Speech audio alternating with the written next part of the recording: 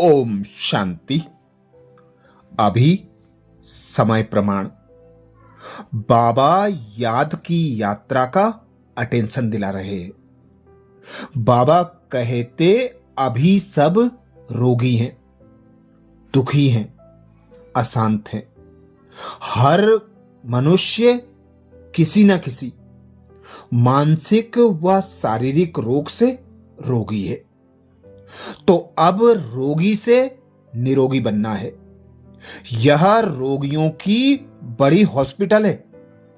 सारी विश्व रोगियों की हॉस्पिटल है। रोगी जरूर जल्दी मर जाएंगे। बाबा आकर इस सारे विश्व को निरोगी बनाते हैं। ऐसे नहीं कि यहां ही निरोगी बनेंगे।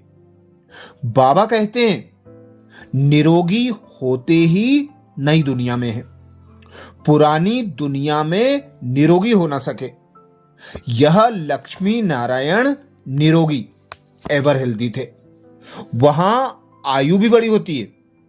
रोगी विवश होते हैं, वॉइसलेस रोगी नहीं होते।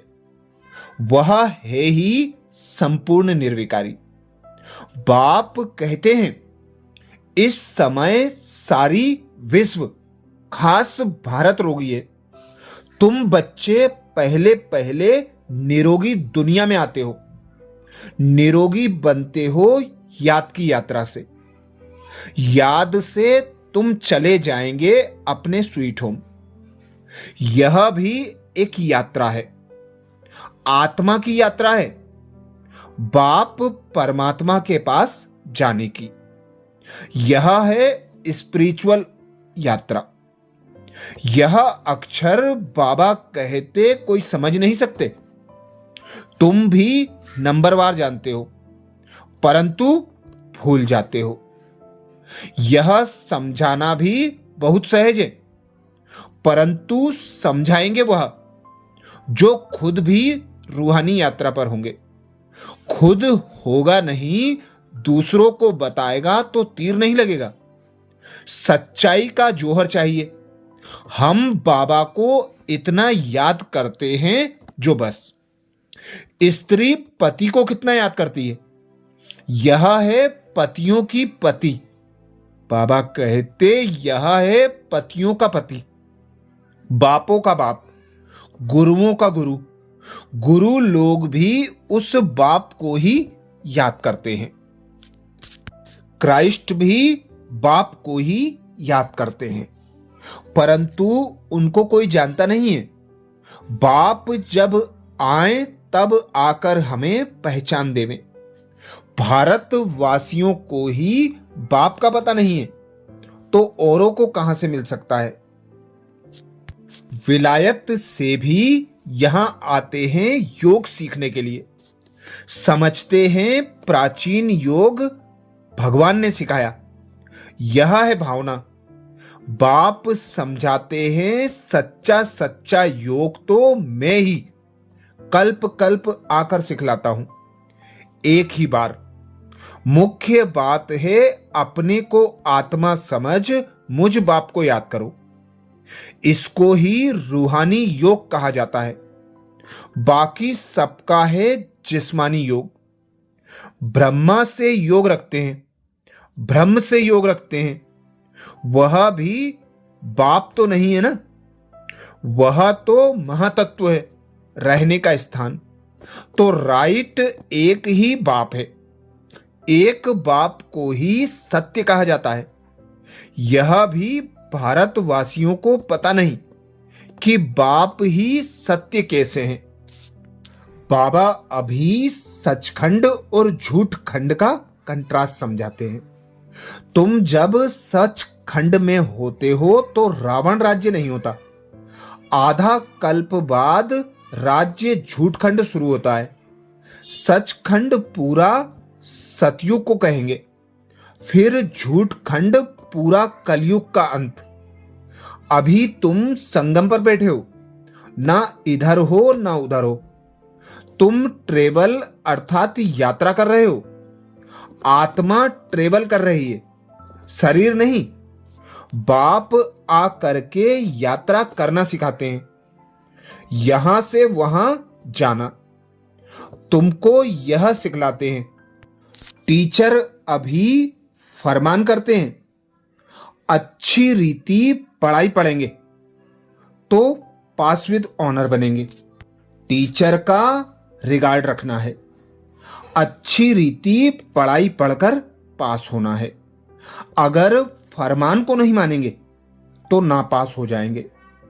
बाबा कहते हैं तुमको पढ़ाते हैं विश्व का मालिक बनाने के लिए।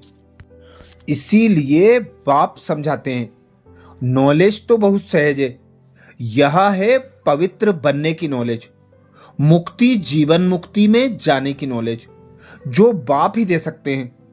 जब किसको फांसी दी जाती है तो अंदर में यही रहता है, हम भगवान के पास जाते हैं।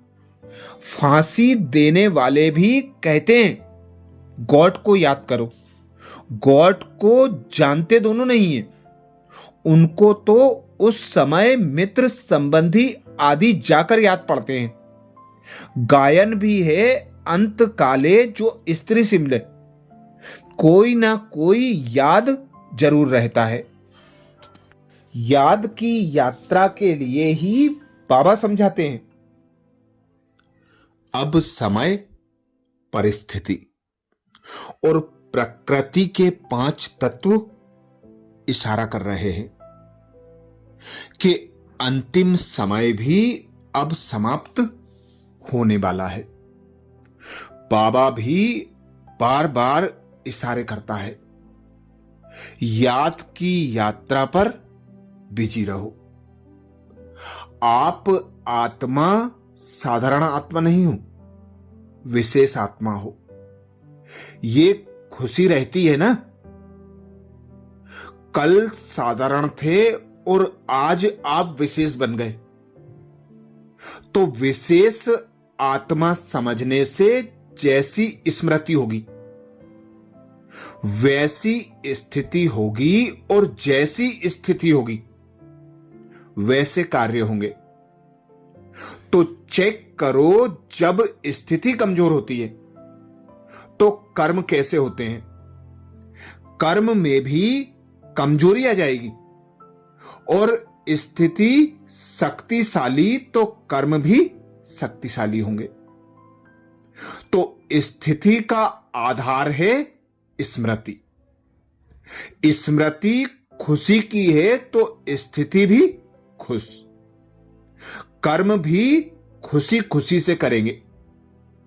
फाउंडेशन है स्मृति, तो बाप ने स्मृति बदल दी, साधारण से विशेष आत्मा बने, तो स्मृति चेंज हो गई ना।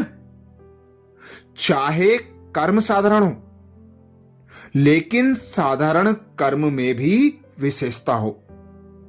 मानो खाना बना रहे हो, तो ये तो साधारण कर्म है ना, सब करते हैं, लेकिन आपका खाना बनाना और दूसरों के खाना बनाने में अंतर होगा ना। आपके याद का भोजन और साधारण भोजन में अंतर होगा ना। वो प्रसाद है, वो खाना है, तो विशेषता आ गई ना। याद में जो खाना खाते हो या बनाते हो तो उसको ब्रह्मा भोजन कहते हैं। तो सदा याद रखना कि पुरुषोत्तम विशेष आत्माएं बन गए, तो साधारण कर्म नहीं हो सकते। कई बार हम योग नहीं कर पाते और ज्ञान को ठीक से समझ भी नहीं पाते। हम चाहते हैं कि बाबा की उपस्थिति में रहें, लेकिन हम उससे कनेक्शन नहीं जोड़ पाते। और कई बार इसका मुख्य कारण है हमारा मन दूसरी बातों में उलझा हुआ रहता है, अर्थात भटकता हुआ मन। एक चंचल और दूसरी बातों में उलझा हुआ व्यस्त मन। जब तक हमारा मन शांत और स्थिर नहीं है, तब तक ना हम अच्छे से योग कर सकते हैं और ना ज्ञान को अच्छे से समझ सकते हैं। इसलिए जड़ को पकड़े कौन सी बातें हमारे मन को उलझा रही है।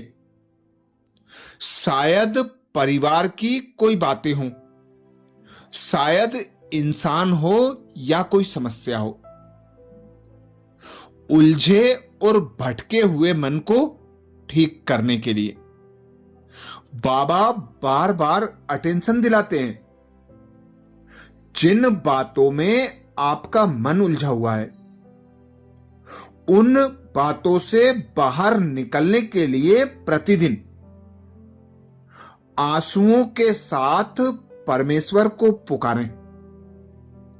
ईमानदारी से कहें कि मुझसे नहीं हो पा रहा है, मेरी मदद करो।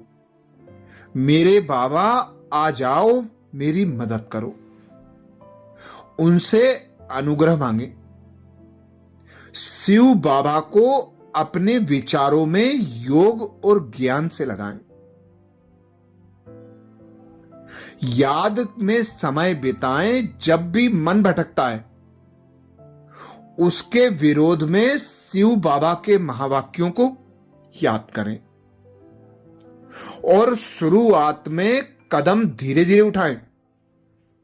जब आप धीरे धीरे छोटा प्रयास लगातार करेंगे, आप तुरंत नहीं करेंगे, लेकिन धीरे धीरे लगातार करेंगे,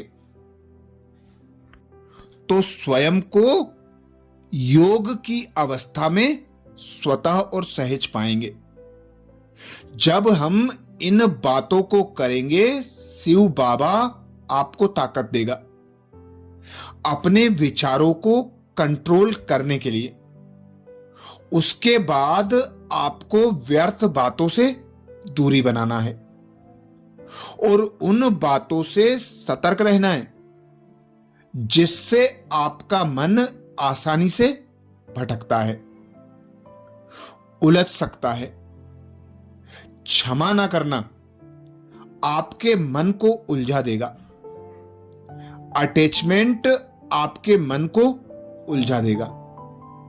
बहुत ज्यादा घंटों घंटों लोगों से बातें करना आपके मन को उलझा देगा।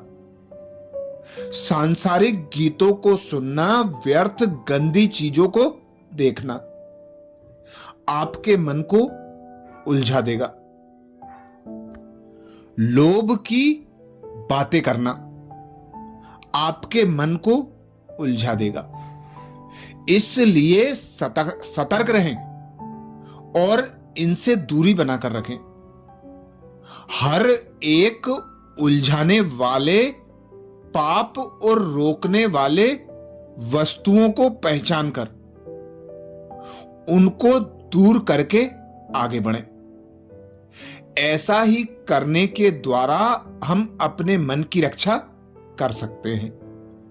याद रखें, शिव बाबा के वचन हमें बार बार सिखाते हैं हमें अपने मन की रक्षा करनी है।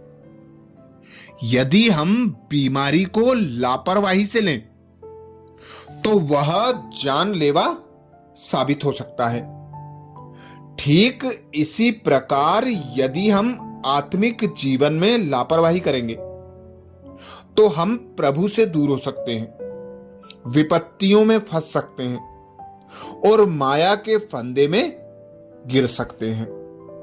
समय नहीं है कि इतना वचनों से खोल करके आपको अच्छे से बताएं, लेकिन यह 3 ऐसे जबरदस्त हथियार हैं जो आपके मन को रक्षा करने में आपकी बहुत मदद करेगी। इनका इस्तेमाल करें। योग, ज्ञान और सेवा। 3 बातें, योग, ज्ञान और सेवा। चंचल मन प्रभु में हमें आगे बढ़ने नहीं देगा। इसलिए हमें धीरज और संयम लेना है और इनका इस्तेमाल करना सीखना है। जितना ज्यादा सहना सीख जाएंगे उतना ही प्रभु के आगे जा सकेंगे, लेकिन यह भी परमेश्वर की इच्छा के अनुसार होना चाहिए। याद सिर्फ एक शिव बाबा की हो, याद की यात्रा निरंतर हो। जब याद की यात्रा पर निरंतर रहेंगे तो स्वयं को योग युक्त शक्तिशाली स्थिति में स्थित रख सकेंगे। जो भी अंतिम समय के विघ्न व परिस्थितियां आना है, समस्याएं आना है, हर समस्या का विघ्न व परिस्थिति का हल याद की यात्रा है। जब भी उलझ जाओ, अटक जाओ, कमजोरी अनुभव करो, तो सच्चे मन से पुकारो, मेरा बाबा, प्यारा बाबा, आ जाओ बाबा, मेरी मदद करो बाबा। तो बाबा बंधा हुआ है, बाबा का वायदा है, एक हिम्मत का कदम बच्चे का, 1000 मदद के कदम बाबा के। तो बाबा की याद में रहो, स्वयं को संपूर्ण संपन्न बनाते हुए, सदा हर्षितमुख रहते हुए, अपने लक्ष्य को देखते हुए लक्षण धारण करते आगे बढ़ते चलो। अच्छा, ओम शांति।